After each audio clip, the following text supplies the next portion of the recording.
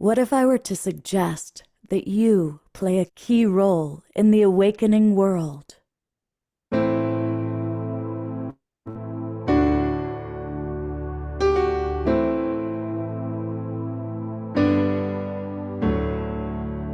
that you are watching this because you have heard the call.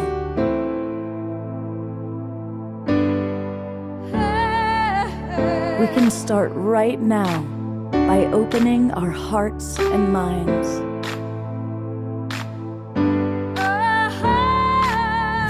Welcome to the awakening world.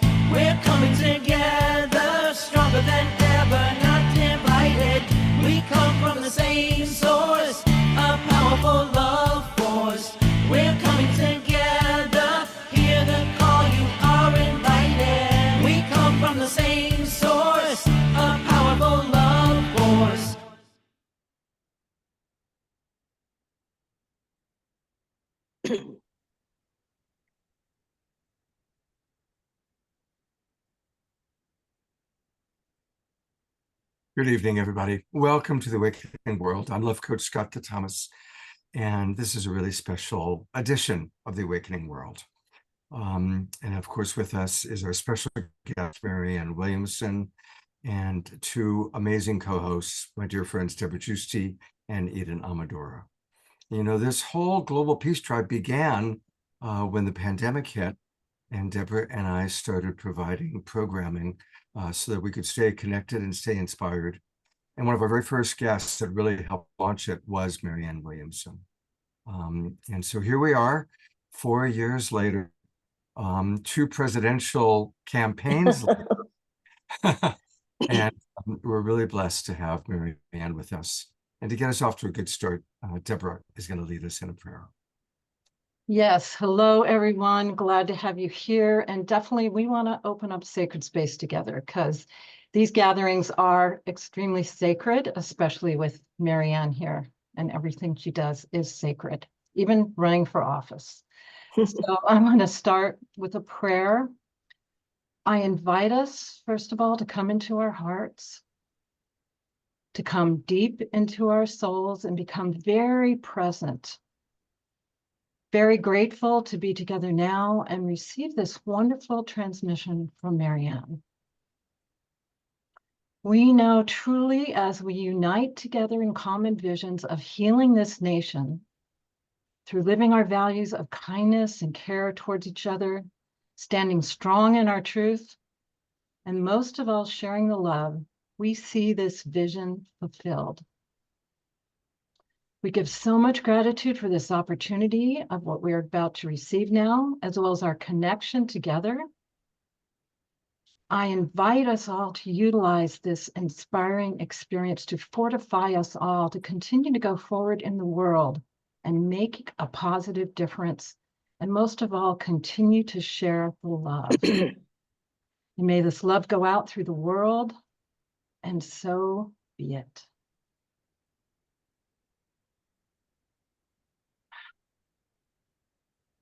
And first of all, I'd love to welcome you, Marianne, with so much love and gratitude from the Global Peace Tribe, because as you know, we consider you our family. So many of us have followed you for decades and decades, learning from you, being on mission with you, and through these amazing evolutionary times. But for those of you who are not aware, she's the author of 15 books, 4 of which have become New York bestsellers, New York Times bestsellers.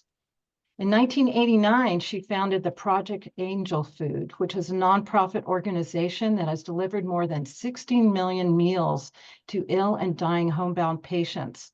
It was created as a response to HIV/AIDS and has served millions since then. And as well as being a top spiritual teacher, she has used her career and worked on poverty, anti-hunger, and racial reconciliation issues. In 2004, she co-founded the Peace Alliance, which supported the creation of the U.S. Department of Peace, and so much more. And oh yeah, she ran for Congress. And oh yeah, she's run for president now twice. And oh yeah, she's now published another book. I consider you, Marianne, one of the most important women of our time. To me, she's a modern Mother Teresa. She's Mother Mary, and she's Joan of Arc, all in one.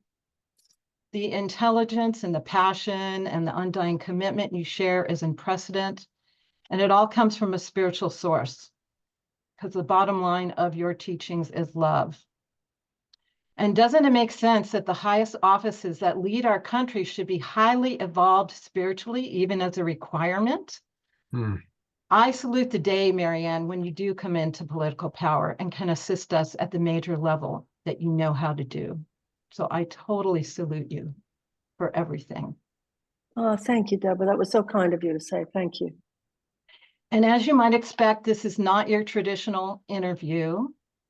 These are your peeps who understand what you say and what you share. So I'd love for you to share, first of all, what is at the top of your heart that we, your army behind you, that's on your mission, need to know about the presidential campaign, about what's going on in the world that's so intense and critical, how to support you, just what's at the top of your heart that you can share now. Thank you so much. I think what's at the top of my heart is what's at the top of everybody's heart right now. I don't know anyone who's not deeply concerned, obviously, about the state of the world. I don't think I have anything you need to know. I do think we all have questions that we need to be asking. I think we are receiving deep answers because we're not asking deeper questions at this time. You know, you were so generous in your introduction. I'm certainly not Mother Mary, Mother Teresa, or Joan of Arc. However, I do think I'm a decent woman, and I try my best, and I'm really no better or worse than anyone else. But what I saw in running for president was the incredible resistance of the political establishment and of the media establishment to anyone who isn't coloring within the lines of the particular box that they have imposed on our society. And so for people like us, for instance, everything in your opening video, that you and I, you know, we've been at this stuff for decades. Some of you, I see Manuel Herrera. I mean, we've known each other for decades, literally. And all of us, whether we have met or not, we've all been reading these books. We've all been part of this for decades. So that so many of the deeply humanitarian, spiritually based perspectives that to us are by now like, well, of course, that's where the human race needs to be. I learned running for president that the system that dominates the social and economic order in our country and to some extent around the world doesn't want to hear any of that. And it doesn't mind if we have Zoom calls, and it doesn't mind if we write books, and it doesn't mind if we have sweet organizations. But when we do anything from that kind of radical humanitarianism and love for life and wishing for a more expansive, heart-filled perspective and embrace of the world, that does challenge our economic order. And they are, to put it quite mildly, vicious. And I think that we have two choices. We can do pretty much what we have been doing, which is just kind of, you know, I've had this conversation with so many people over the last few decades.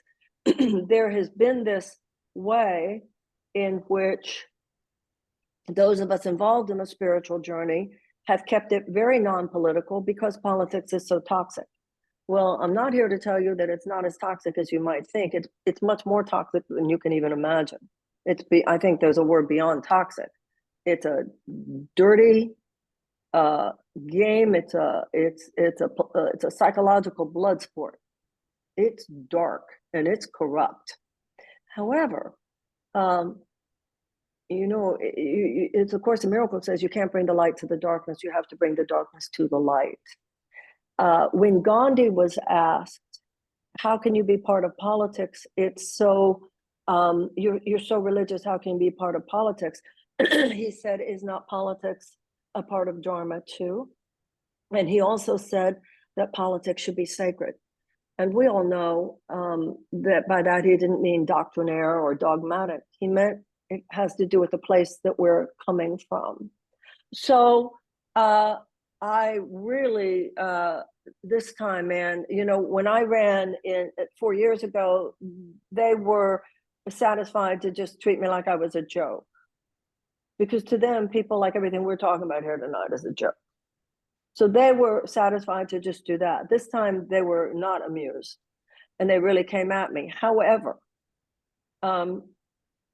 what I saw is that even though that system is more corrupt than any of us could possibly fear or imagine in a way, the people are so wonderful. And I think really that's everything like in the opening video. That's true in this country, and I think it's true around the world. The people are not the problem. But the gap between what's in our hearts and what everyone yearns for and the political, economic, and social realities are so great. And I think closing that gap to a great extent will determine whether or not the earth will even be habitable for human beings in another 100 years. Mm-hmm. So I don't have, you know, that's nothing that you need to know. But I just believe that it's a question that we need to live with. You know, one of my favorite books is Rilke's Letters to a Young Poet. And he says, if you have a difficult question, and you don't have the answer yet, you have to just live with the question. Wisdom has to marinate sometimes. I can tell you from having run for president, there are no easy answers. The situation is all locked up. But so is slavery, and so is the institutional suppression of women, and so was segregation. But our ancestors unlocked it. And I also think it's important to remember, in the abolitionist movement, there were pretty much two separate categories, the white abolitionists and the Black abolitionists. Among white people, the abolitionist movement emerged in large part from the early evangelical churches in New Hampshire. And then among the suffragists, among the women suffragists, many of them were religious Quakers. It was a religious principle for them that there is an inner light that makes all of us equal. And of course, Dr. King was a Baptist preacher. So I have said for a long time, for years I've been talking about the fact that those of us who are in the religious and spiritual worlds are the last people who should be sitting out those great political questions, because if you have a clue as to what changes one heart, you're the one who has a clue as to what would change the world. So I hope that I did succeed in opening up a space. I heard someone say, in fact, it was Dennis Kucinich who once told me, every campaign has a success of some kind. And I hope that even if it's a shift in our attention, you know, there's no spiritual or religious path anywhere that gives any of us a pass on addressing the suffering of other sentient beings. And politics, in many, many cases, is about whether or not people suffer. I mean, if you have over 1 million people rationing their insulin, 1 in 4 living with medical debt, 68,000 Americans who die every year from lack of health care, or obviously the wars around the world. We're talking about human suffering.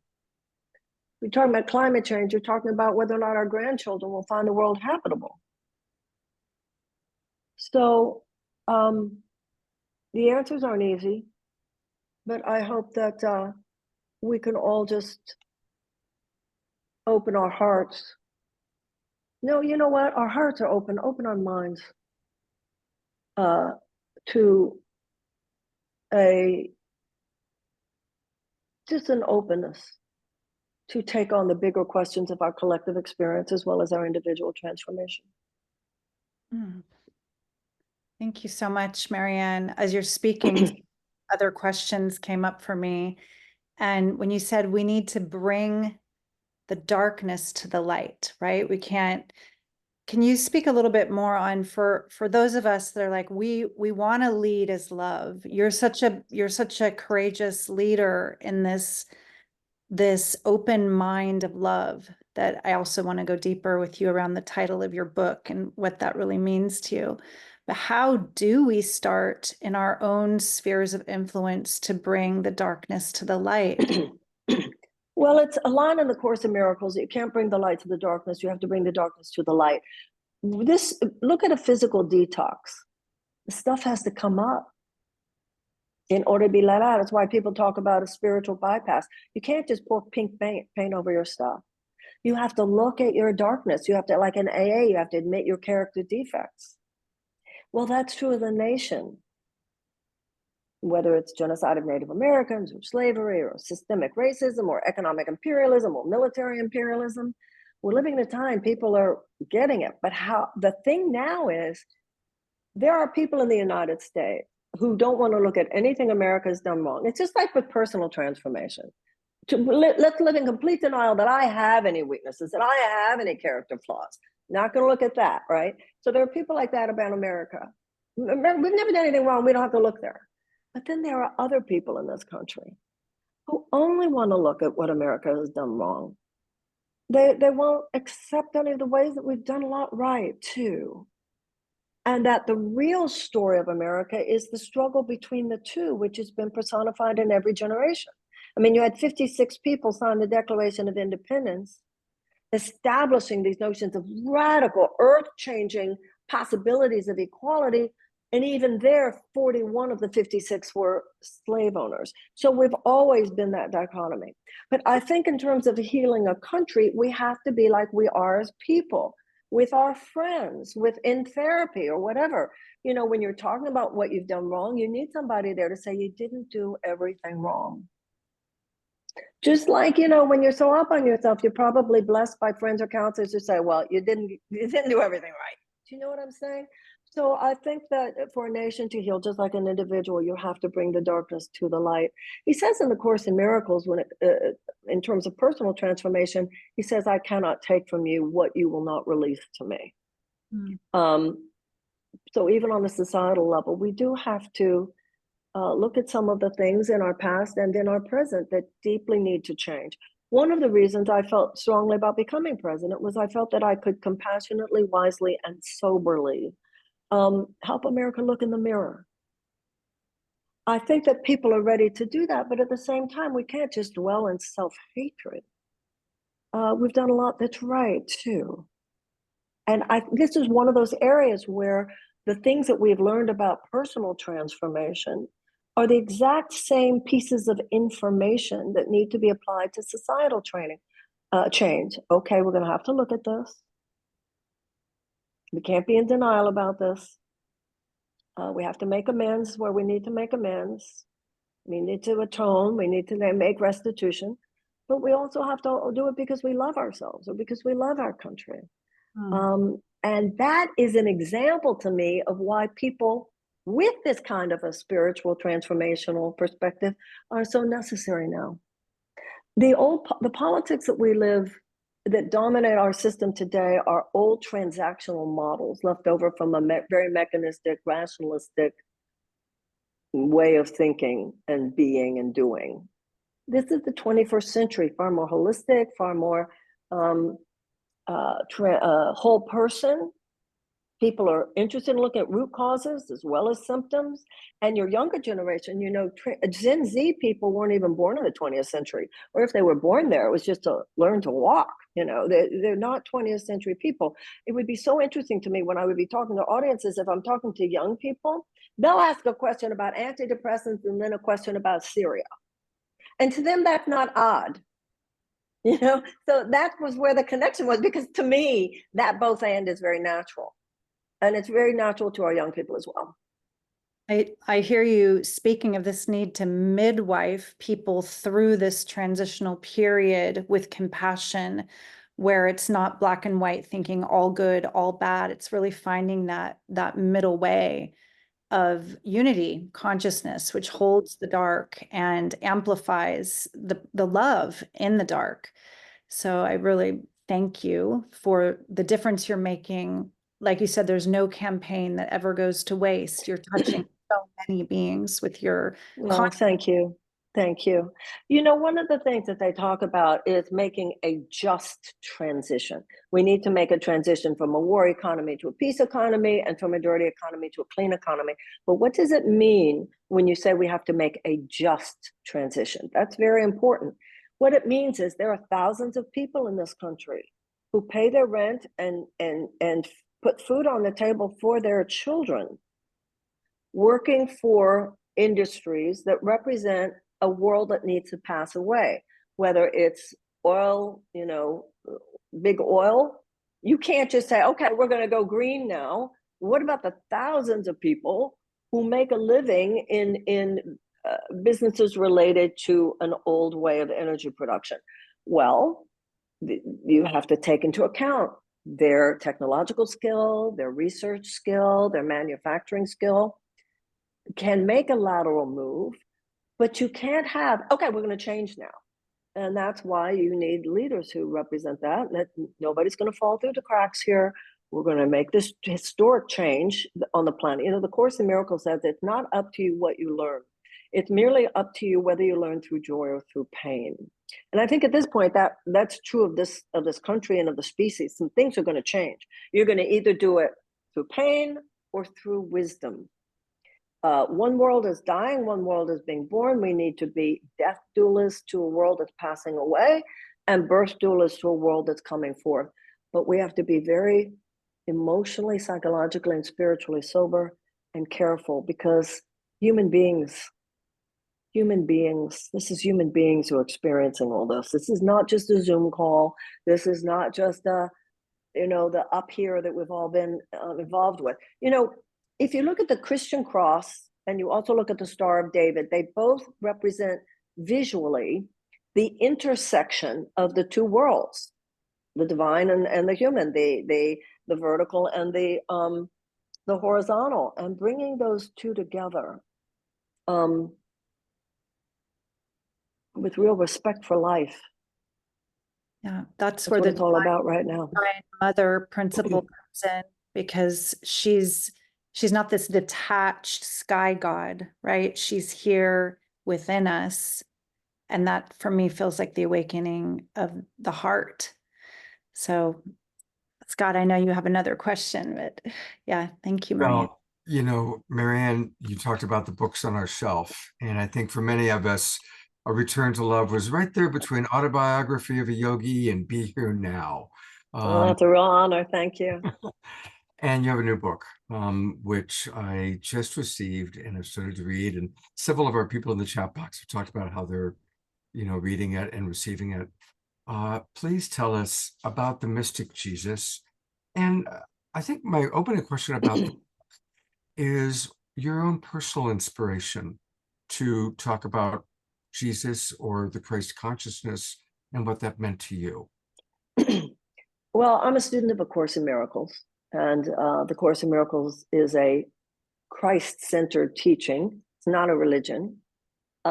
It does use traditional Christian terms, but in decidedly non-traditional psychotherapeutic ways. I have never felt that to be the word disciple and the word discipline come from the same root, disciplining your mind to perceive with love in a world that will constantly tempt you to perceive without love. That is what it means to be a disciple, because that's what it means to be disciplined. And the Course in Miracles says that the students of all this come from all religions and no religion, and that's certainly been my experience. It was about 5 years ago, I think, maybe even a little bit longer, that I was called by my publisher. This is the first time I've ever had this experience where I was asked by them. They said that in the publishing world, there are many people who ask for books about Jesus that don't want particularly for this to be tied to the dogma or the doctrine of the Christian religion. And so my publisher asked me if I'd like to do that. And I felt, as a student of the Course in Miracles, the Jesus as Jesus is represented in the Course in Miracles, how he is seen in the Course in Miracles, I found it daunting, but I was excited as well. Not long after that, I decided to run for president. So I said, I'd like to postpone this for a while. And I wrote a book called Politics of Love, which was talking about my political beliefs and all this. And then it had to be postponed again for the same reason. And finally, you know, they're like, we need to get this book out. So it is the metaphysical Jesus. You know, in traditional Christianity, it says that Jesus is the line God created, only one begotten Son. In the Course in Miracles, the only one begotten Son refers to the idea that there is only one of us here, that God only created one of us. And the Course in Miracles says, you are like sunbeams thinking you are separate from other sunbeams. You are like waves in the ocean thinking you are separate from other waves. But it's just a false belief. It's a hallucination that you are separate. The truth is that you are one with the ocean. The truth is that you are one with the sun, with the sunlight. The Course in Miracles says Jesus is someone, and it also says he is not the only one, but he is someone who lived on the earth, and his consciousness actualized that understanding. The Course in Miracles says light is understanding. The enlightened ones are those who understand. So the Course in Miracles says he lived on the earth. He thought only the thoughts of heaven, heaven being the awareness of our oneness with all living things, or unity consciousness, as it is said here. And the idea that we've all heard from the Bible, heaven and earth shall become as one, means that our evolutionary destiny, the human race, is to live on the earth, but there will be no gap between earth and heaven, heaven being an awareness of oneness. And it says that Jesus is someone who, having achieved that state, now has the authority, should we request it, because if we don't request it, it would be a violation of our free will for that power to impose itself or to overshadow our minds. But should we request it, as the Course in Miracles says, he says, my mind joined with your mind can shine away the ego. So that's the Jesus I'm talking about in that book. And I hope that people find it meaningful. We have a related question. A lot of questions are coming in from the audience. This is from Tess Kempner. The Course in Miracles says we're either coming from love or we are coming from fear. How do we reconcile this with fear of the unwanted future that we are seeking to avert? As Einstein said, we cannot solve the problems that Bubble was created. How do we transcend the problems while continuing to point to them and seeking to vanquish them? Is our attention then misdirected? So the Course in Miracles says that love is to fear as light is to darkness. Darkness is not a thing. Darkness is the absence of a thing. You don't get rid of darkness by hitting it with a baseball bat. You turn on the light and the darkness is gone. Fear is simply a place where love is absent. You turn on the love, the fear is gone. Now, going back to what we were talking about with Eden, you can't get rid of fear by pushing it down. Jesus, so now let's go back to the Jesus thing. So the Course in Miracles says, millions of years in time as you know it, although in reality it never happened at all, because only love is real. So anything that was not loving was actually just a hallucination, because since only love is real, when you're not thinking with love, you're actually not thinking. But when that first non-loving thought was thought, which the Course in Miracles says was millions of years ago in time as we know it, that of itself is kind of mind-boggling. Love being perfect, God being love, being perfect has the answer to every problem the moment the problem occurs. So what would love do when we had a non-loving thought? Well, it's not going to force us back to love, because love would never force. But the Course says that in that moment, God created an alternative. He placed within our consciousness what is called an eternal communication link between God and his separated sons. So I'm in fear. I'm in fear about what's going to happen. So the Course in Miracles, the Course is a Trinitarian system. There's God, there's us, and the third, the connector, right? So here I'm living in this illusion, this world that is dominated by the thought system of fear. That's one universe, this gigantic illusion, Maya, right? Then there's the realm of God, in which none of the scary stuff is even happening, because only love is real. But I'm so trained to think the thoughts of this scary world, I'm scared over here. So I say, God, I'm scared. That's what you do. You say, I am willing to see this differently. I'm scared. I'm scared of nuclear catastrophe. I'm scared of a biomedical disease that's going to wipe out the planet. I'm scared of terrorists. I'm scared of whatever the ways are that we could hit the iceberg. And, within this world, they're real. So you say, I am willing to see this differently. And that's the role of the Holy Spirit, to help us change our perception. And that's what the miracle is. It's that shift in perception. The Course in Miracles says that because Jesus has fully actualized that consciousness, to call on Jesus is to call on the Holy Spirit. To call on the Holy Spirit is to call on Jesus. And then you look at these things differently and you go, okay, what's the worst that could happen? So the worst that could happen is that we so misuse this planet that the planet itself throws off the predator species. That's the worst that could happen. We're all going to die anyway.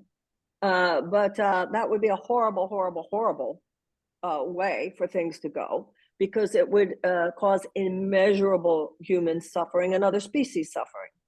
So what's the next thought?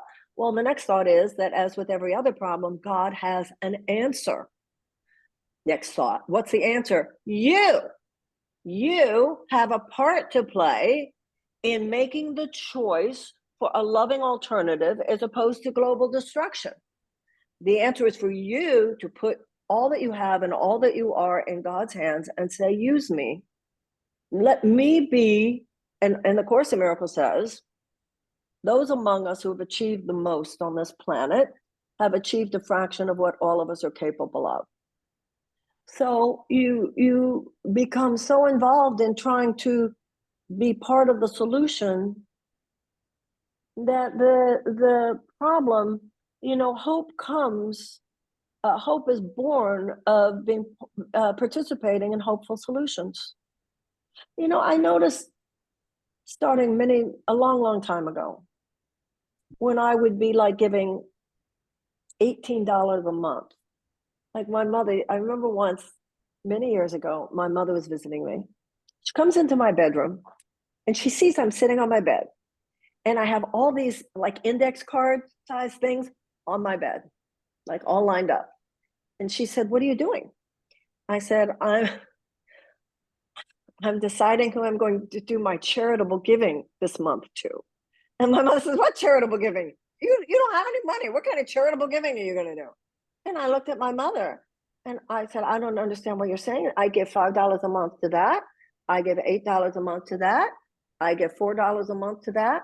And I remember I was giving a very small amount of money, but it was to an organization that helped with childhood leukemia.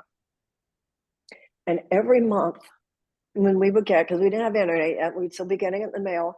And I would read about the advances that were being made in defeating childhood leukemia. And because I was giving just a few dollars a month, I was like, I wasn't scared of it because I was part of the solution. I noticed that with AIDS also. I was very much an AIDS activist. And the people who were going, oh, this is so awful, were the people that weren't participating in helping. Those of us who were helping, you just don't live in that space. You're living in the space of the solution and bringing forth the solution. And there's no room. There's no room for anything else.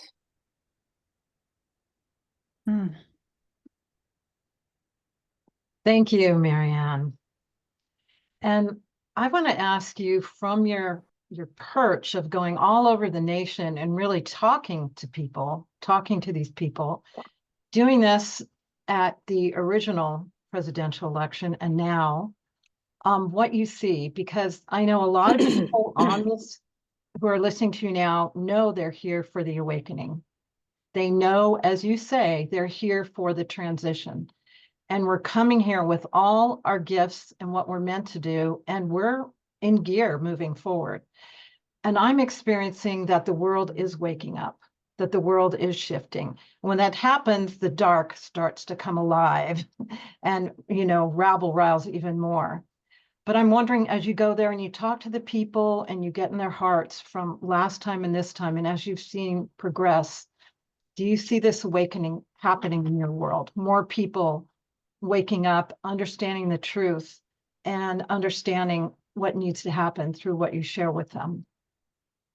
Well, as I said before, I think one world is dying and one world is struggling to be born. And I said this after my last campaign, but this one even more so. People are wonderful. People are not the problem. That's almost the tragedy of this country, because I believe that the American people are decent. I think we're intelligent, no more than people anywhere else, but no less than people anywhere else. And I feel that we are people ready to be called to a noble pursuit. And I don't think any of that has to do with left or right. And in many times when we would be talking about the deep issues that are confronting us, and like we've talked about here tonight, we can't sugarcoat it. We have some serious issues. And sometimes people would say to me, I'd be in a room with hundreds of people, and people would say to me, where do you get your hope? And I would say, my hope lies in the fact that not one person here has taken out your phone tonight. What was I saying? It means that everybody in this room is leaning forward and listening. Every person in the room is thinking. Not that we have easy answers. The American temperament, we're good with a to-do list. We want to know what to do. Just tell me how to fix it, we can fix it. Well, these aren't times like that. But when I would see the concern on people's faces. So when you ask me, what did I see? I saw deep, mature, adult concern. But that's good. Last time, because I've run as a Democrat, right? So last time there was just this focus, we got to get rid of Trump, got to get rid of Trump. Well, people know that the problems go deeper than any one man now. And people are not stupid. They know that it's complicated now, and it's hard, and systems are locked up. But people, what I found was people leaning forward, listening. And if we can hold the questions together, knowing that there aren't immediate answers, the answers, though, will unfold organically from changes in us. We all know the line from Einstein, the problems of the world will not be solved from the level of thinking we were at when we created them. But it also they won't be solved from a level of thinking that just bypasses the problem. And I think what I saw was inspiring, sad, because I see how much the political establishment mitigates against the full expression of the deeper yearning of people. But I leave that phase of things with a deep belief in what's possible once the will of the people is really released. Right now, the political establishment sits like a fist on top of the fullest expression of the people, which makes the people angry and frustrated, and that's a very disruptive, almost like children in an alcoholic home. Everybody's agitated, and that's not good at all. But I do always remember Gandhi saying politics should be sacred, and I would seek in my talks, political talks, to speak from a place which really allowed for the consideration of political issues from that deeper, heartfelt place. And what I found is that people are more than ready for it. More than ready for it. Yes, we are, definitely. And I want to deepen with you about the subtitle of your book, The Mystic Jesus, the Mind of Love. A little while ago, this word came into my awareness. I don't know if you've heard of it. It's called Wetiko. I think it's Native American. It means mind virus. And when you speak about the oppressive system like a fist over the people, and this darkness or this viciousness that includes the media, the financial institutions, is this the culmination of this mind virus of ego? It's almost like narcissism itself. That is what it is. The ego, I'm sorry. Just would you illuminate how to step out of that, even in our own system, our own family systems, our own lives, into this mind of love? Like, where does forgiveness come into that? Well, mind virus is a great expression, and that is what the ego is. So let's look at how this works in nature. Every cell in the human body is programmed through natural intelligence to go meet up with other cells, and they actualize through collaboration with each other. The cells collaborate with each other in order to serve the higher functioning of the organ and the organism of which they're part. Every once in a while, a cell disconnects from that collaborative function, disconnects from the memory of its function, and sort of goes insane and goes off to do its own thing. And that's a cancer cell. And then it meets up with similarly disconnected cells, and that's a tumor. That malignancy has infected human consciousness. The cancer cell being the very thought, it's all about me. And that's why you said it is narcissism. It is a state of consciousness of the human race.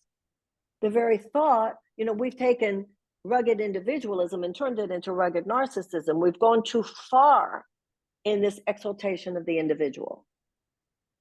And at this point, the healing of that is to remember, I'm not here alone. It's not about my separate identity. It's not just about me. It's about all of us. Now, forgiveness in the Course in Miracles is very different than the traditional notion of forgiveness, because the traditional notion of forgiveness is, I'm spiritual, you were a jerk, but I'm so good, you see, that I will forgive you. The Course in Miracles says that's covert judgments. That real forgiveness is realizing who the other is. We are all love. And nothing that we do, we can eclipse our true nature. We cannot destroy our true nature. Your true nature, which is love itself, was created by God. It's an idea in his mind, and an idea does not leave its source. So if I'm talking to you or in some interaction with you and you are unkind to me, right? I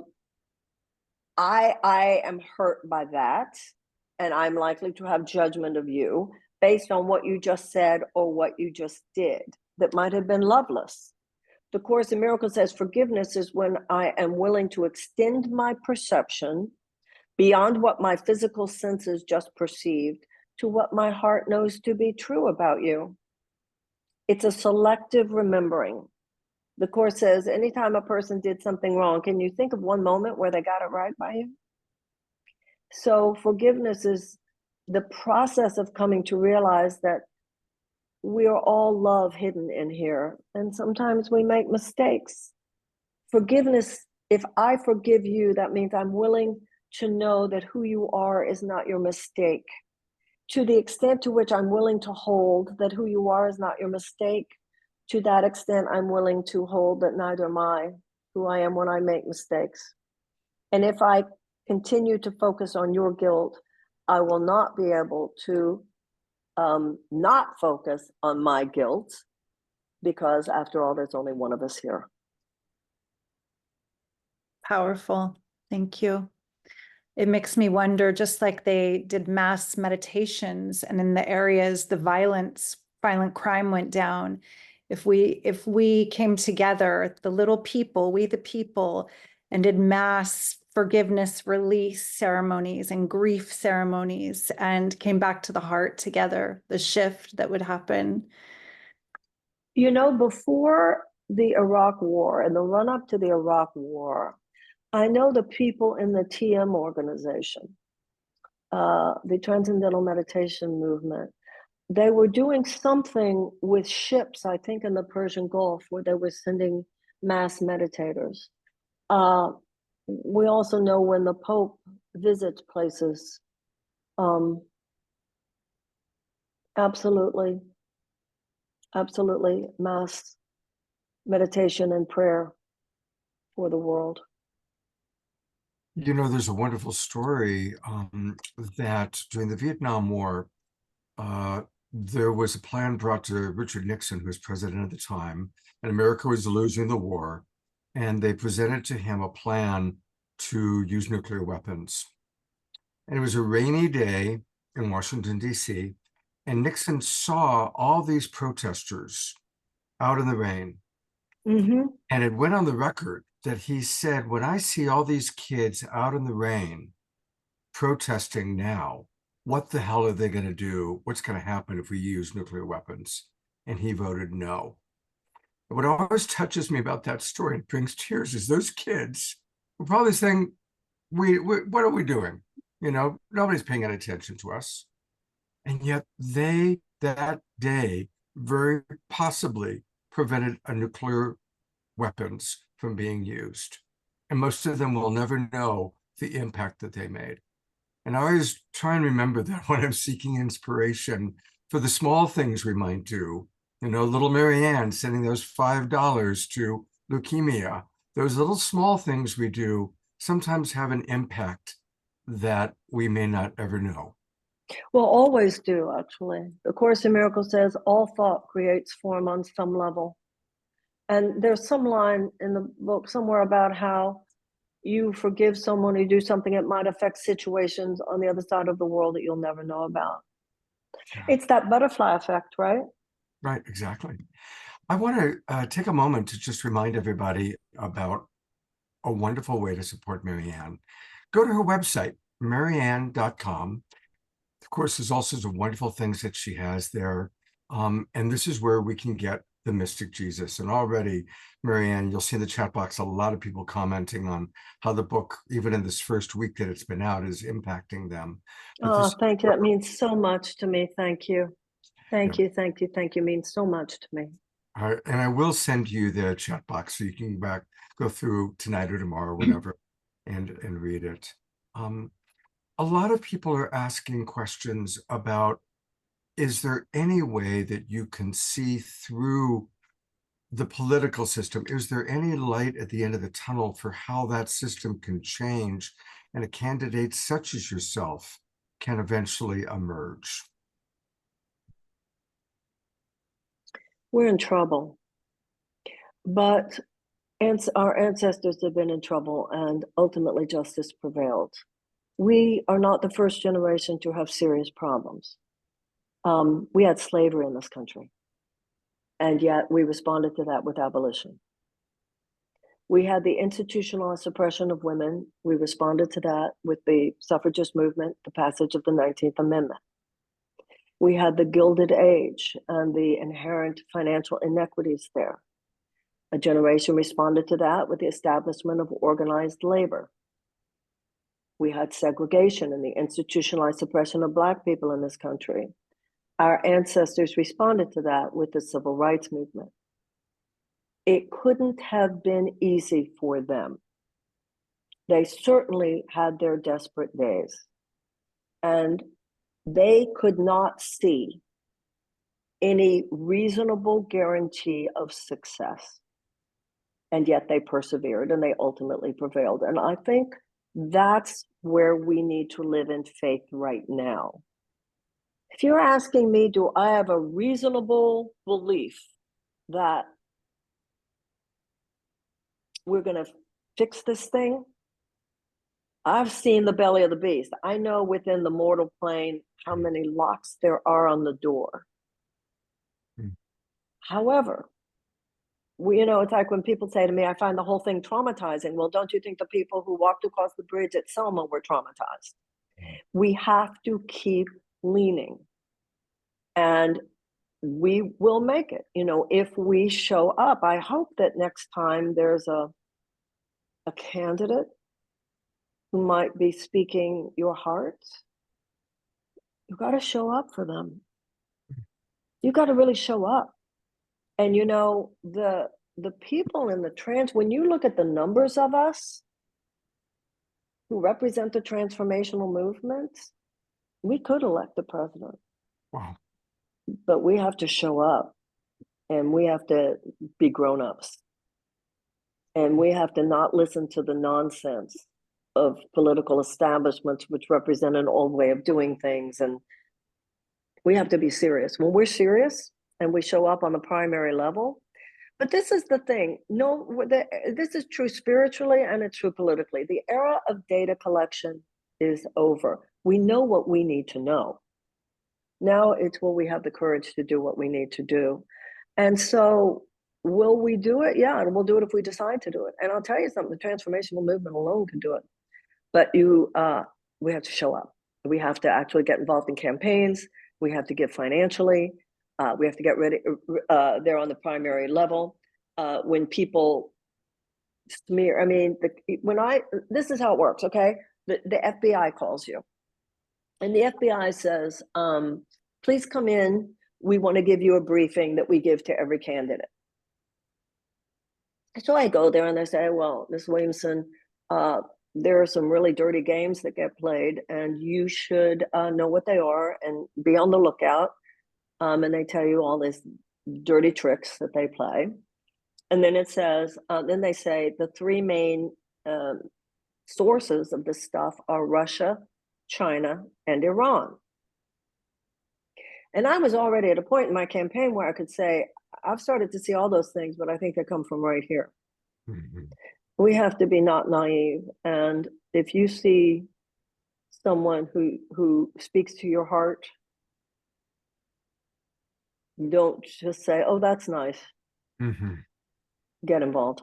And also the kind of smears and character assassination and psyops. It's like they say, about mugging and all that. If you see something, say something. If somebody's mugging, you start yelling. We can't be silent. Can't be silent. Got to speak up. And I think a lot of people, I have to tell you, in the transformational community, some people are so afraid of, turning someone off, getting fewer clicks, brand protection. Mm.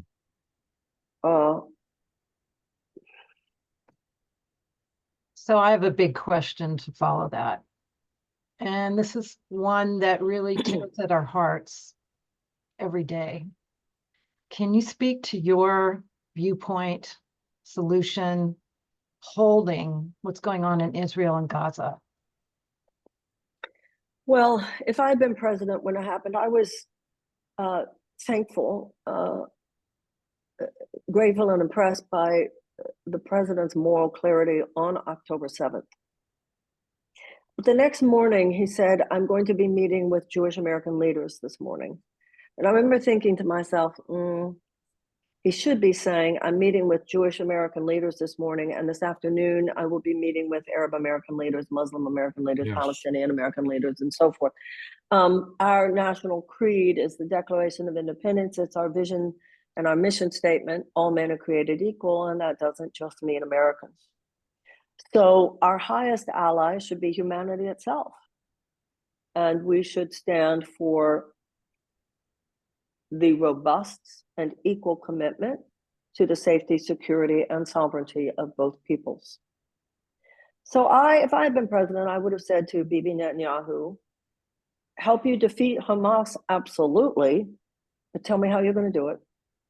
Tell me exactly your plans. What's your strategy? How are you going to protect civilians? Because we know how Hamas has built themselves into those areas. How are you going to do it? How are you going to protect civilians? And you need to hear me when I tell you that the day this military operation is over, we're going to straight to two-state solution. We're not, nothing short of that. And if I had not received an adequate response to all three of those, I would not have allowed $1 or one weapon to be given. Giving carte blanche support on a military and a financial level to Bibi Netanyahu is not what I would have done. Many of his policies over the last 15 years are part of what helped stir up much of what has occurred. You know, one of the things I've talked a lot about, and that way predates Israel and Palestine, is the phenomenon where anytime you have large groups of desperate people, it becomes a petri dish out of which all manner of societal and personal dysfunction becomes almost inevitable, including vulnerability to ideological capture by genuinely psychotic forces. Not to even mention the fact that Netanyahu himself thought he could control Hamas, so he had actually helped them at one point. We can't ignore the fact that the settlements are illegal, the occupation is illegal, nor can we ignore the unbelievable evil and barbarism and brutality of October 7th. Neither people is leaving. So you've got 9 million here and 9 million there. They're not going anywhere. So there are people who exalt the rights of one of those peoples at the expense of the rights of the other, on both sides. And I believe that the United States should be, and I believe that there are others. There are Arab powers willing to step in here and help, but they say it's got to be with the realization there's got to be a two-state solution here. And I understand the trauma. I understand the trauma on both sides that helped lead to this. But that's where we should be now. I don't. There is, they've been saying for decades on this one, and it's certainly true now. There is no military solution here. And the United States, if I had been president, now Bill Clinton tried, and Jimmy Carter tried. But since then, America's kind of like, well, no more of that. And that's how I see it. The humanitarian cost of what is happening in Gaza today is not acceptable. I think that Netanyahu is an obstruction to peace, as Senator Schumer did, but I also am uncomfortable with the ways that some people, the hatred, the people of Israel are not Netanyahu any more than the people of Palestine or Hamas. Right. And some of the hatred being shown, it's one thing to be against a country's policy, but some of the hatred of the country itself and hatred of Jews is very disconcerting to me. And a peace movement should be about love. It should not be about hate. And how can And we? it can't just be about love for just one of them. It's got to be about love for both. Somebody told me that his minister said, "Whose tears am I supposed to ignore?" I think, in the Course in Miracles, it says, God does not give you victory in battle. He lifts you above the battlefield. The Rumi poem we've all heard, out beyond all ideas of good and bad, right or wrong, there is a field, I'll meet you here. Arabs and Jews have lived, listen, Arabs and Jews were closer to one another. Muslims and Jews for centuries were closer to one another than either one of them were to Christians. And this is a horrible, aberrational, tragic chapter. And I keep my eye on not only the possibility, but the deep feeling in my heart that we'll get beyond this. In terms of the kinds of things that we're about, there are many people in that part of the world about these things too.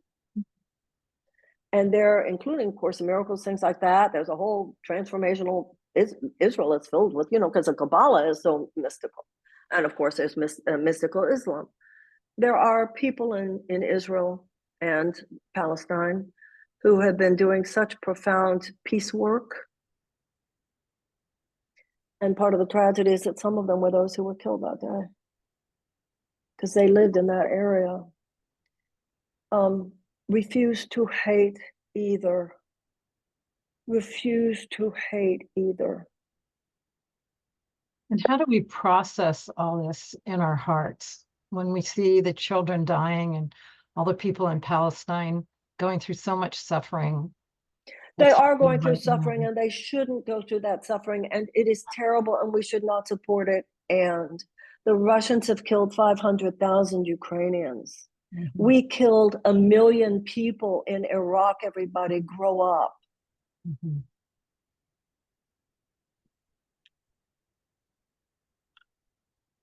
So it just creates a fierce anger in us to keep on and keep on. It's with our heartbreaking. missions. And Mhm. I listen, I admire the protests, you know, the ceasefire. I admire it. It's just that there are some sinister forces within it Mhm. that are deeply anti-Semitic, that are deeply, you know, like you probably saw what that woman Eden Golan went through. It's just a singing contest. You and I are American.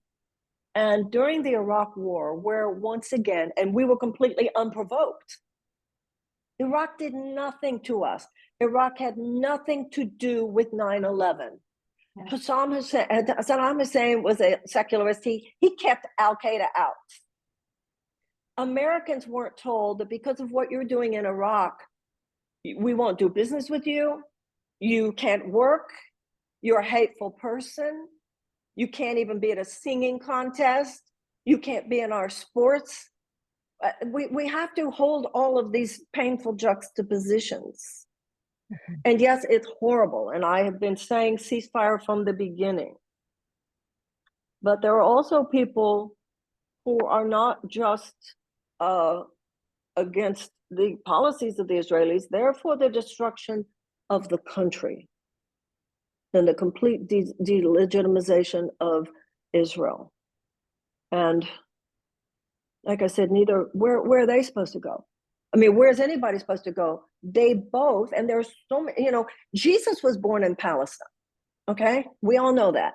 Muhammad was born 500 years later. So who's indigenous here? So we need to get over all of that. They both belong there. Both peoples belong there. Mm-hmm. And we have to hold that. And there are wonderful people, you know, it is, but the United States should be helping to broker. And let me tell you something, there are Arab leaders who are ready. We need an international consortium at this point, mainly led by Arab leaders, but we should be a passionate participant. And we're going to have a two-state solution here. We need a ceasefire. We need release of those hostages. We need release of those hostages. Yes, it's what Israel's doing is terrible, and what Hamas is doing is terrible. Hello. We need a ceasefire. We need a release of the hostages. We need a two-state solution, and that is what the United States should stand for. And what I believe that they're trying to do, although I don't understand why Biden gave so much to Netanyahu. He's clearly upset with it, but I just don't know why he continues the way he does. I don't understand it. I would be much tougher with Bibi Netanyahu. I would call him up and I would say no more. You know, this is why we want you to be our president. You know, that right away, your solution is meet with everybody, not just with the Jewish people. And that you're understanding that, of course, there has to be a two-state solution. One of the questions that came in from our audience is, to what degree does Biden even have the power from your perception? Is the military? He has a lot of power. Yeah. He does have a lot of power. He has a lot of power. He does have a lot of power. He seems to know. He seems to, I don't know. He has a lot of power. He conflates support for Israel, which I appreciate, with support for this right-wing military government of Netanyahu. They're not the same. Yeah. Netanyahu, he's like Trump. But when Trump was president, I'm speaking now for those of us on this call who don't like Trump, some might celebrate Trump, and that's their business. But for those of us who don't like Trump, Trump was not America. Mm-hmm.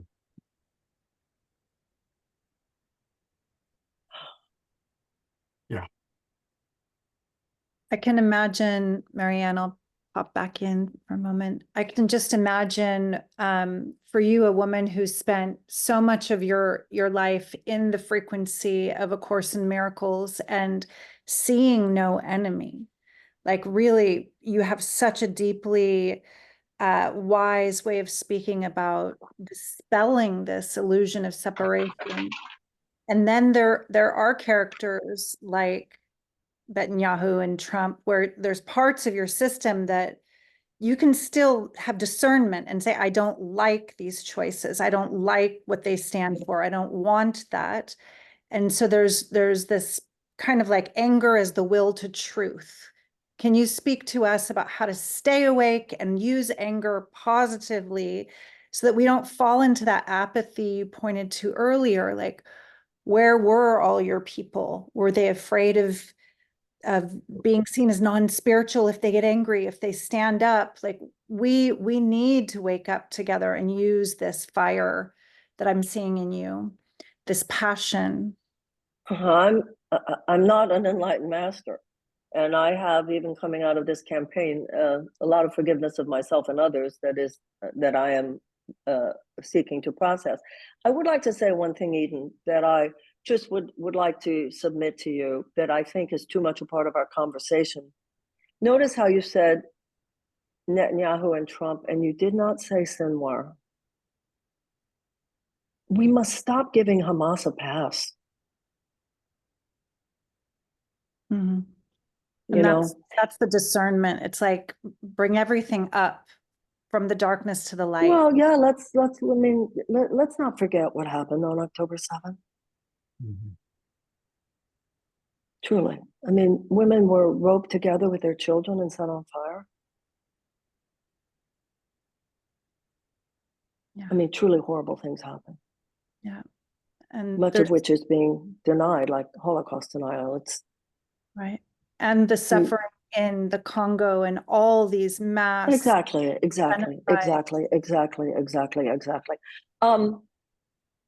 I believe what I see in my own life is that forgiveness is a process. But you can stand on an ideal, even when you're not yet fully actualizing it in your own heart. You know what Martin Luther King said?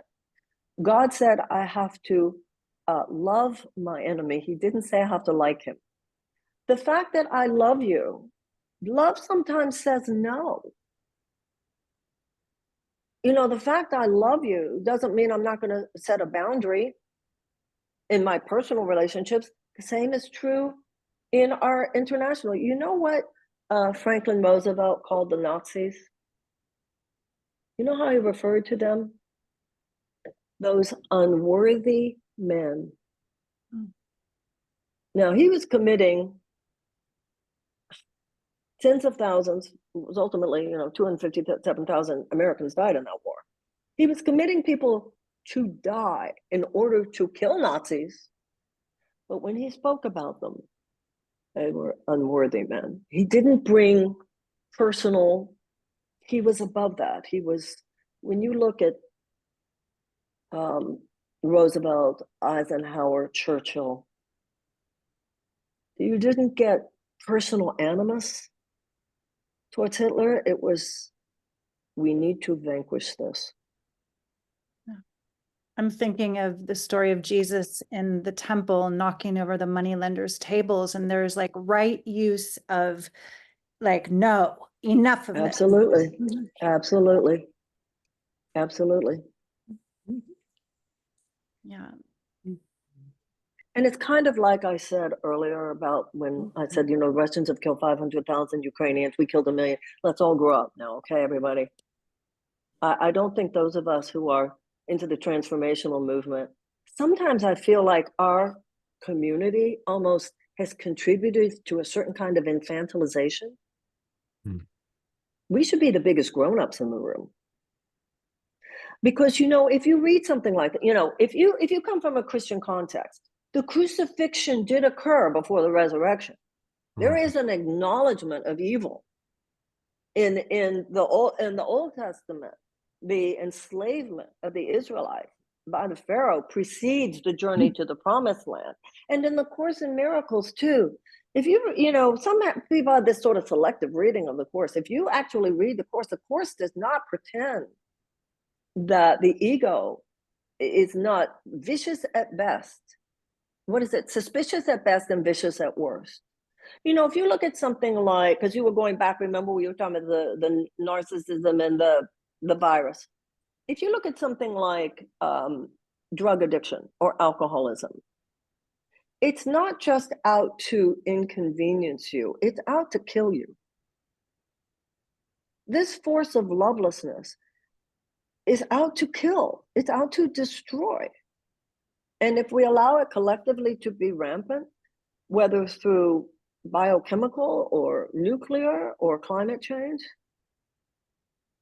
global catastrophe, you're looking at what's happening in Gaza.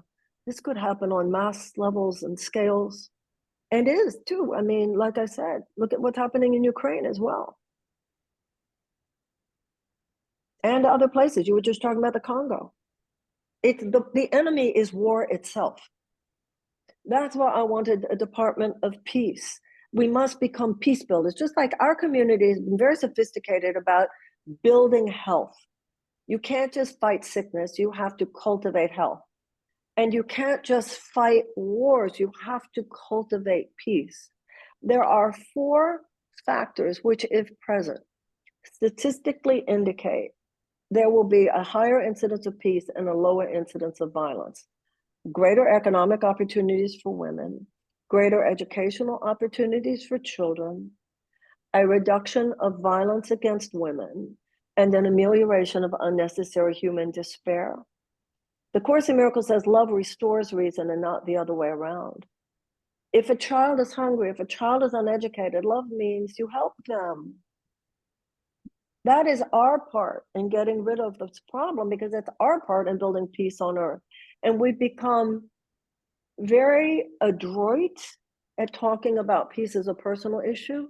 And it's not like another conversation, it's just expanding the conversation to include the world. And like I said, I feel we're the last ones who should be sitting out those questions. I think we of all people should be in there leading the charge of the new dispensation, of the new paradigm, because that's been something we've been about for the last several decades.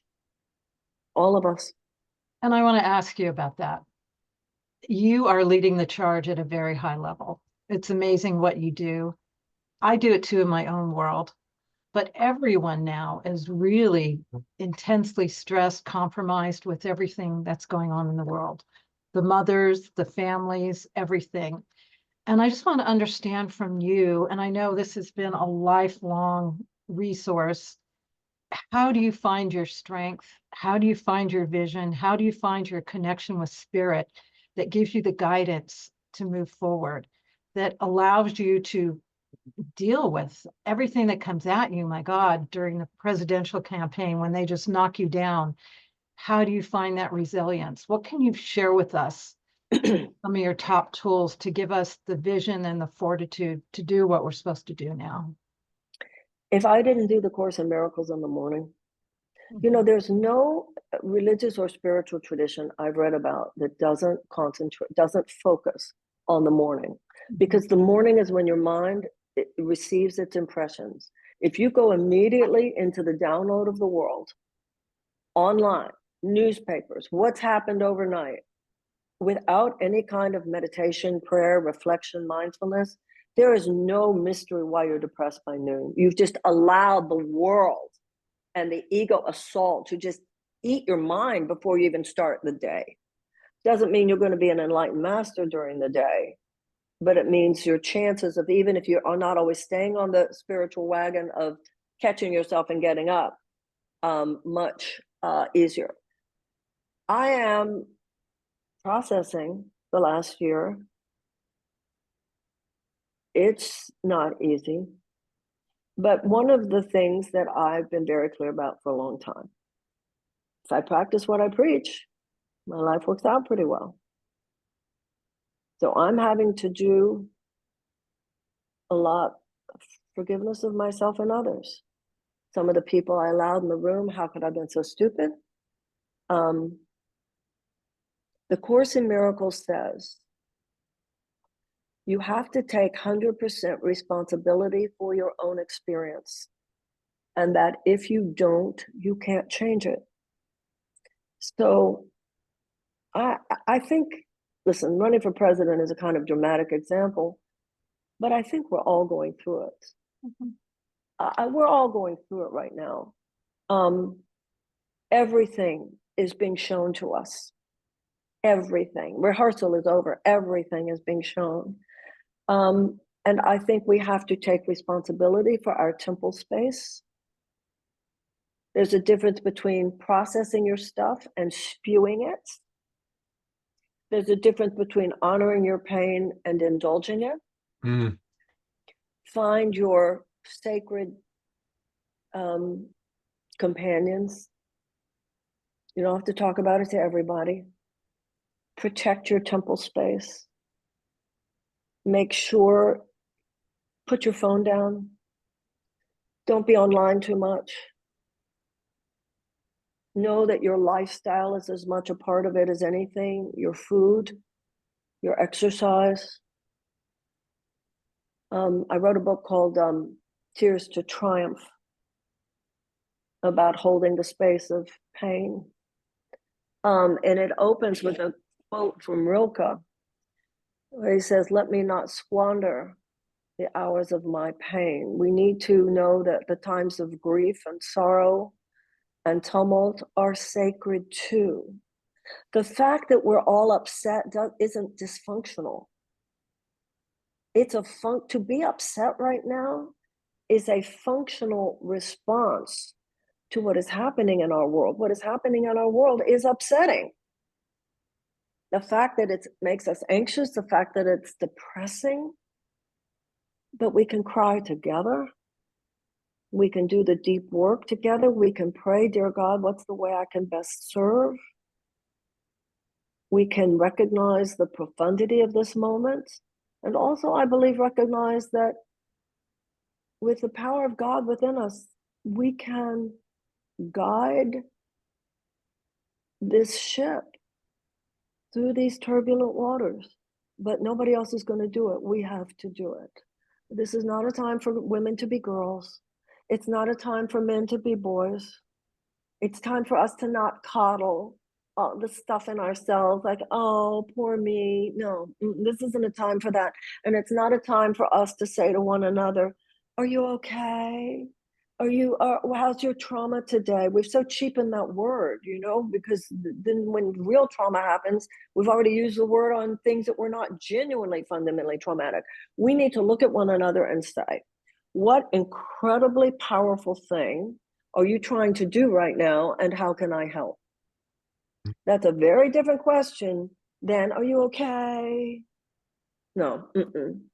But people who did great things before us, man, they had terrible days too. Mm-hmm. And they had pain too. There are a lot of hours in the day. Protect your space. Create the monastery of your internal. But, and I would say this on the campaign too. My own personal motto is pray in the morning and kick ass in the afternoon. We have to do it all and be it all right now, or at least try our very best. In what you just said, I'm reminded of, anybody wants to remember what Abraham Lincoln's personal life was as he was trying to guide the country through the Civil War. His son dying, his wife was crazy. I mean, just extraordinary. And he had migraine headaches. How do you function with a migraine headache?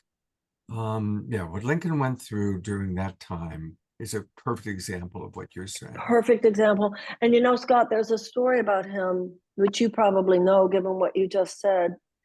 You know, they had thought this was going to be a 6-week skirmish.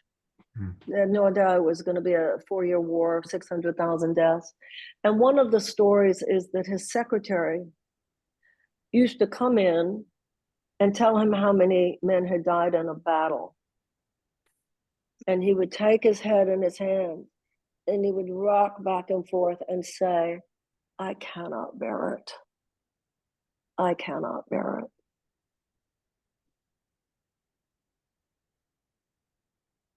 Looking to solutions. My understanding is that you've received close to 500,000 votes nationwide. And I'm wondering, there are enough of us, after you've, gathered some time, for us to really come together and put a movement for you to establish the Department of Peace. I would imagine that 500,000 letters and votes and to whoever is president, saying we want a Department of Peace. Marianne Williamson ran on the Democratic ticket. She got this many votes. She represents us. Is that an area that we could mobilize and create a difference? It doesn't quite work that way, but I will tell you what is true now. If someone on this call lives in Oregon, New Mexico, Idaho, Guam, Virgin Islands, Washington, D.C., South Dakota, or Kentucky, the primary has not yet occurred, and you can still vote for me. We haven't gotten 500,000, but we're getting close to that. And the more votes we get, the more leverage we will have to have a conversation such as you say. Letters won't do it. Votes will. Okay. And if someone wants to support that process, you can go to marianne2024.com. You can donate even $5.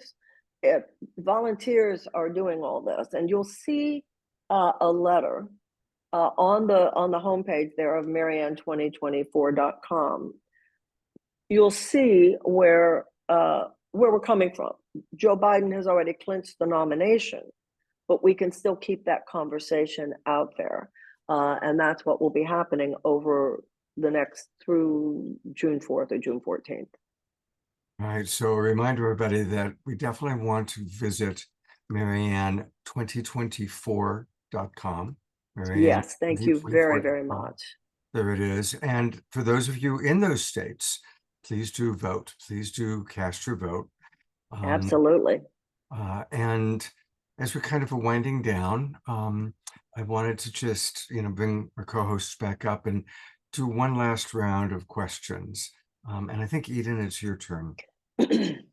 Yeah, I feel inspired by your leadership in love. And I remember a quote that touched me, and so many, it was like a top #1 book, A Return to Love. And this quote came out, and then people were confused. Was it Nelson Mandela later, or was it Marianne Williamson?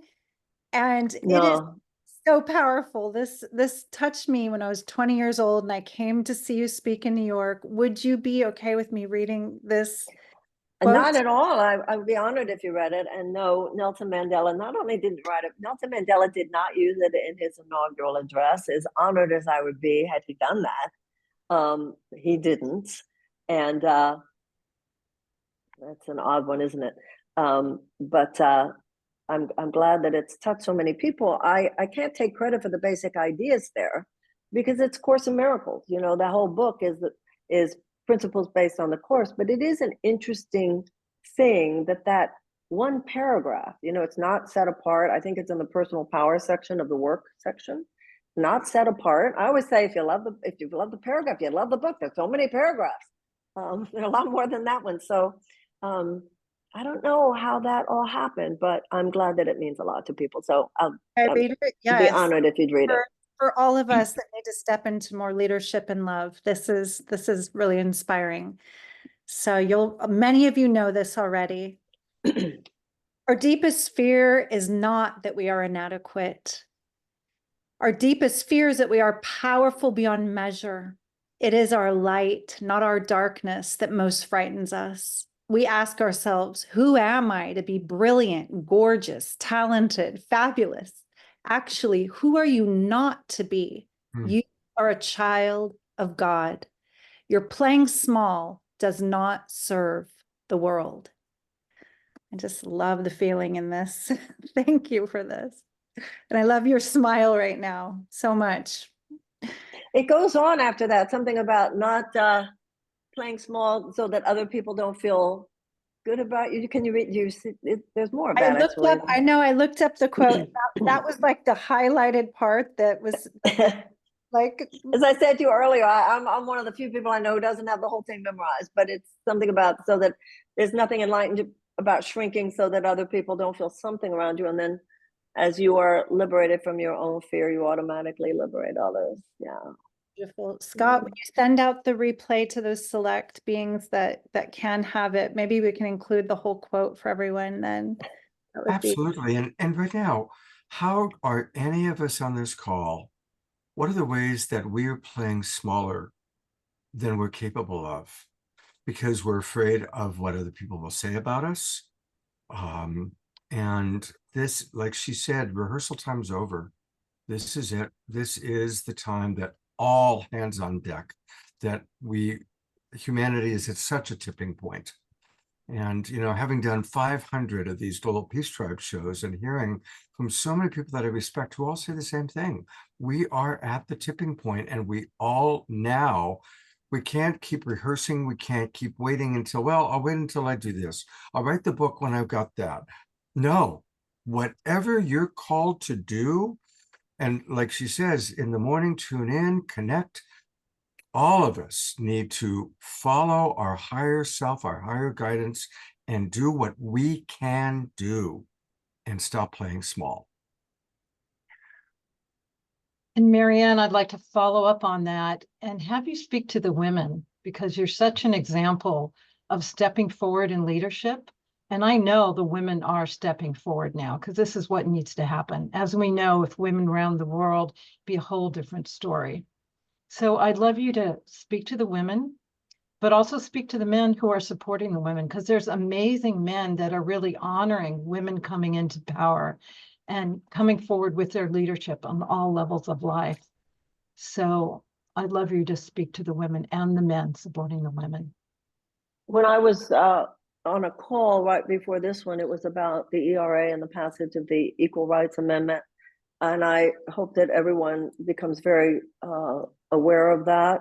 All it takes is a president calling up the archivist. It's already been ratified by enough states, but even Biden will not pick up the phone and direct the archivist to ratify the Equal Rights Amendment. So that's, Martin Luther King said the political desegregation of the South, he said, is the political externalization of the goal of the civil rights movement. But the ultimate goal is the establishment of the beloved community. So what Dr. King said is we need external changes in our circumstances and internal shifts in our souls. So that's external.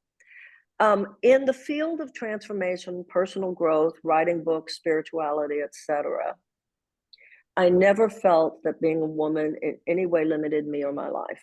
I never felt it limited my options. I never felt any attacks based on being a woman. I never felt blockage or obstruction based on my gender. Running for president, I don't even think I knew what misogyny really meant until I ran for president.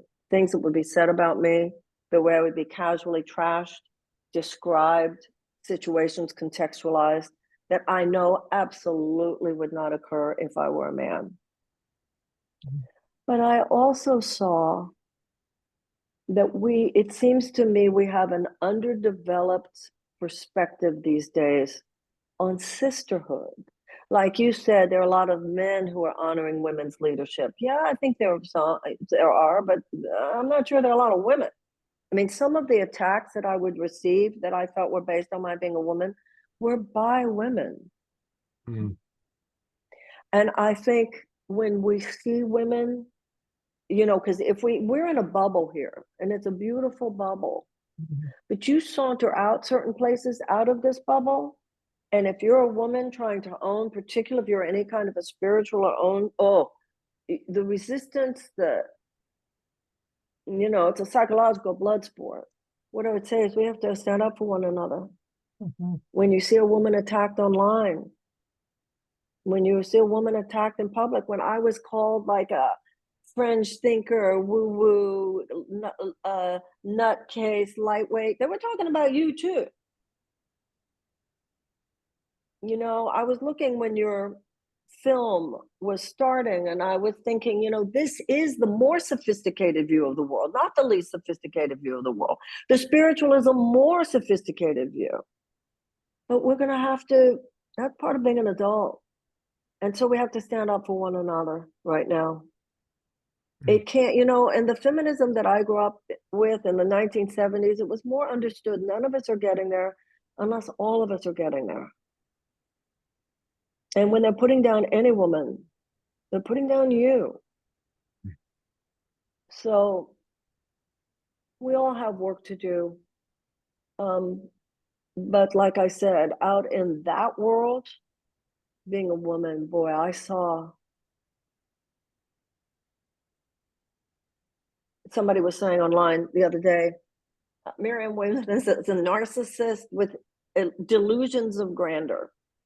And I thought that's interesting. If you're a man, you're confident and ambitious. If you're a woman, you're a narcissist with delusions of grandeur.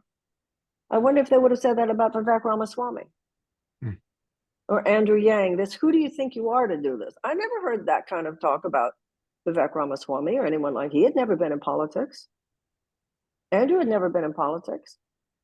Who are you? Who do you think that you are? Well, I never heard that kind of talk towards a man.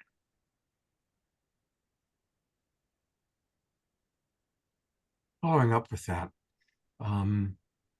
in this past week, both Eden and I have been mildly victimized by cyberbullying.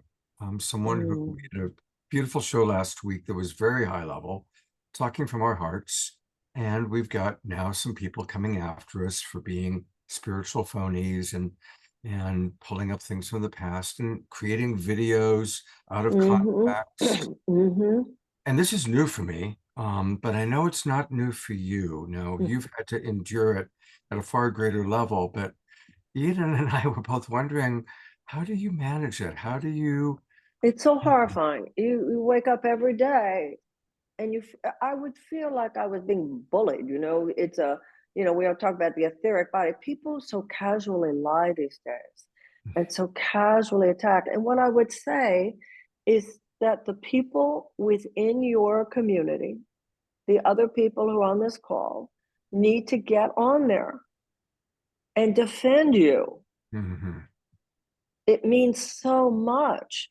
People need to speak up. People need to say this was BS, or this was, you know, this is what is your evidence, or this was 25 years ago, or this was whatever. That's what it's very difficult. It is bullying. And I don't know why they think it's so awful to bully children, but it's okay to bully adults. And that's what I would remind your community here to, you know, overwhelm that. And I'm sorry that you've gone through that, because I know what it's like. And people can just casually lie about you. It's unbelievable. Just ad hominem attacks. It's just extraordinary, actually. And it's all a way of saying you have no right to be in the public space.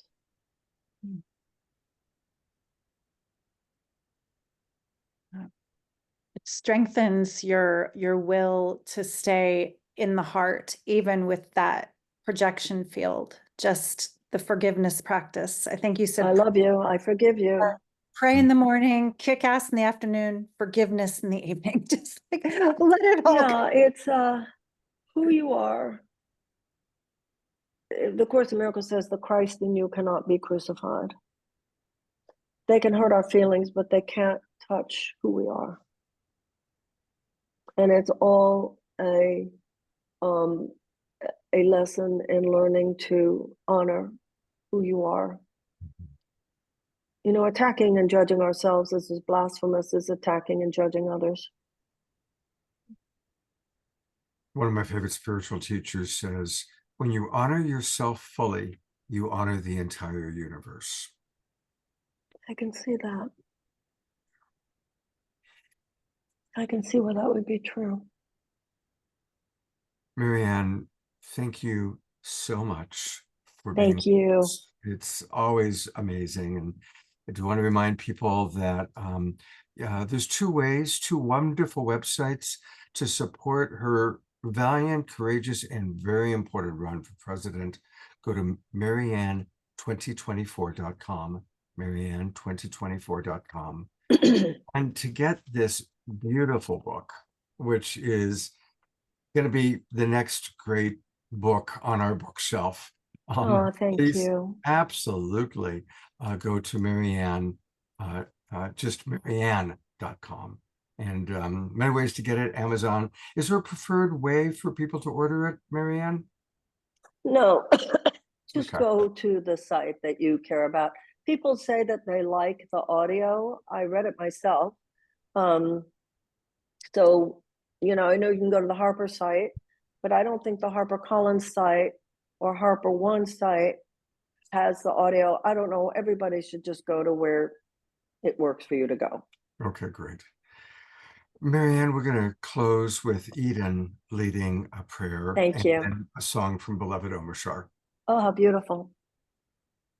So if you bring your hands to your heart just for a moment with me, let's dive into the Sacred Heart, the center.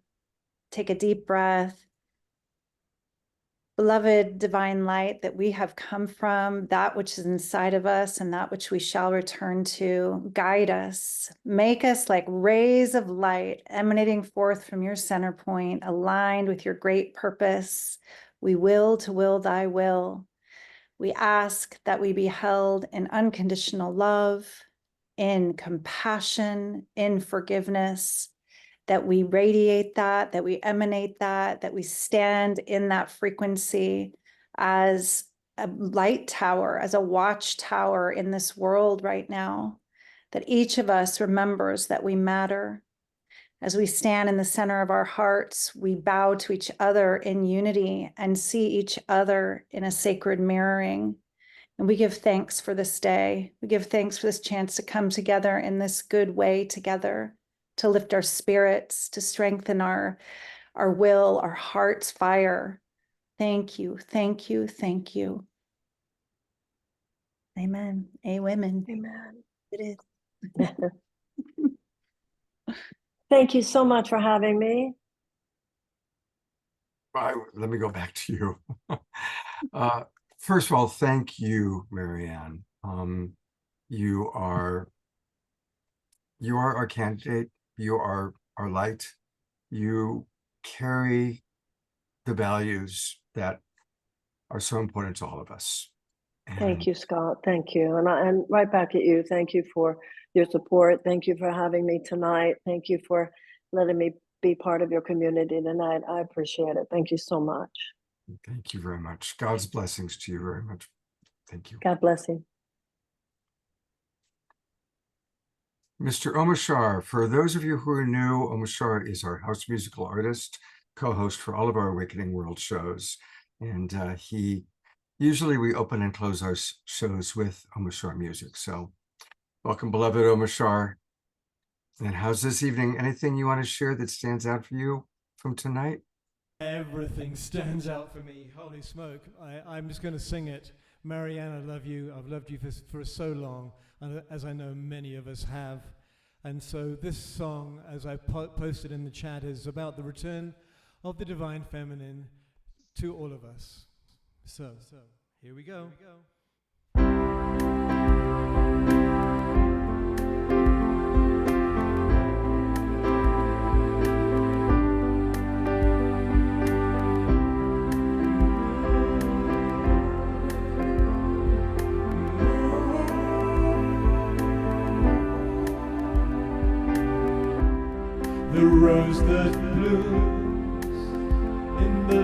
lover's heart.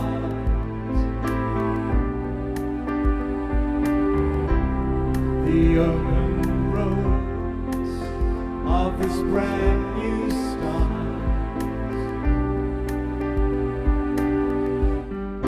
Freedom comes with letting go.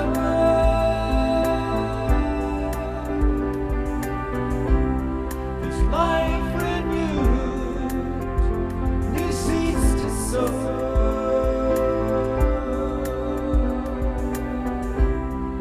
Take my hand, I'm with you now. Relax yourself, your furrowed brow. The past has gone, so say hello.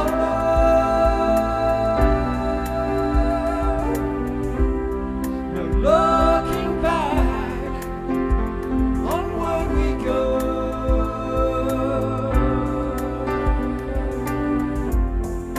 This is the life awaiting us,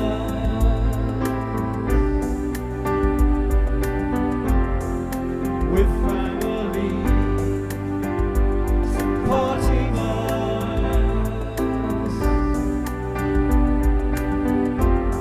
The sword of truth has cleared the way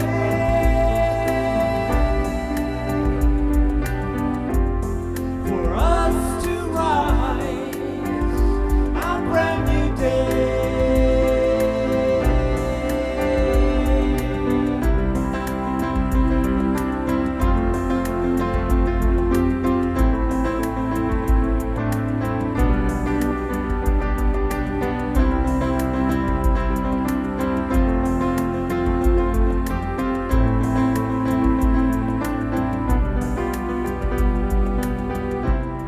New mountain peaks for us to climb.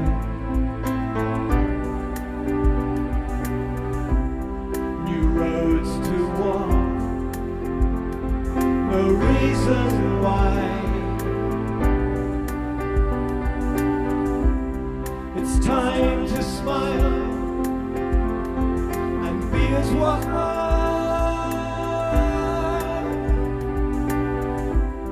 With all of life, a golden sun.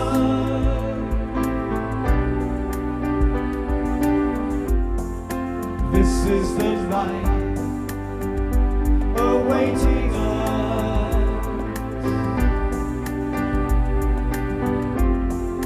with family supporting us.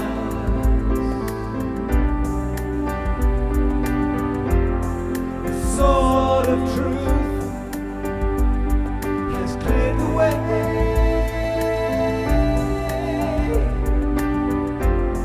for us to rise our brand new day.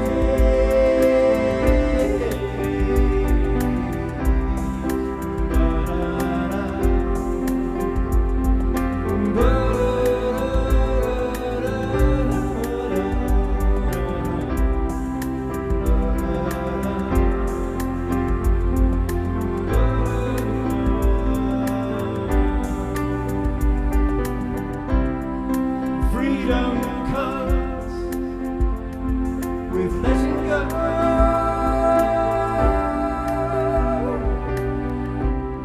This life renewed, new seeds to sow.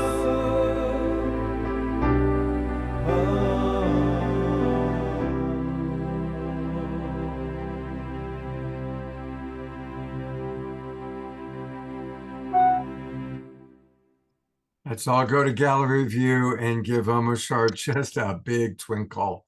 What a perfect song. I'm so inspired by tonight and our beautiful beloved guest, Marianne. It's just such an honor. Thank you. Oh, thank you. And that was, as always, really the perfect song. And I'm going to bring our two co-hosts up, Eden and Debra. And thank you both for your amazing support. I love collaborating with both of you. Thank you so much, Scott. Thank you so much. It was amazing, powerful and inspiring night.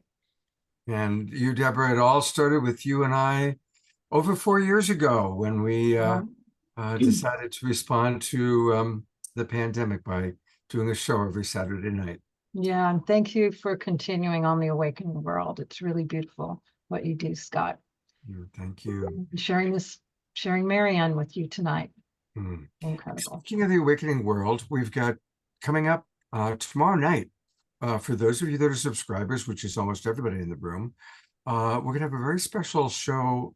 It's a hybrid event. There's a live event happening close by where we're showing a film and having a discussion about the rise of Christian nationalism. Now, we are not a political organization. We're a spiritually based, inspirational organization. But there is concern. And like Marianne said, we have to kick ass in the afternoon. So it's important to learn about what's happening. That's a little scary. So that'll be tomorrow night at 7 p.m. Again, all subscribers will receive or have received the link to that. And then on Saturday night, we've got a really special edition of the Awakening World happening. You know, there is a very big movement in the government for disclosure of what's been happening with UFOs. And Danny Sheehan, who's been at the center of this, was recently our guest. We had him on the show for a couple of weeks. We're going to show some of the key clips of what he shared. He is working with Congress, speaking to Congress, and he's representing the whistleblowers coming out and sharing what we know about UFOs and what we don't know and want to know. We are going to have several other people that are kind of experts in the field joining us. My good friend Alan Steinfeld, who like Debra and Eden is a frequent co-host. He wrote the book Making Contact. And so periodically we do a Making Contact edition. And so our next one is Saturday night. And it will also include a really interesting message from Elizabeth April, whom I'm sure many of you are familiar with. As always, music with Omashar, and also our beloved friend John Martin, who is a classical guitarist and a beautiful man who goes out, plays guitar, and films UFOs. And he's put together a special new video that we have not seen before. So that's going to be this Saturday night. And every week, wonderful shows with co-hosts like the people here, Music with Omashar, and most of all, you joining us. So thank you very much for this beautiful evening, and I look forward to seeing you very, very soon. Good night, everybody, and I'm going to go back to gallery view one last time.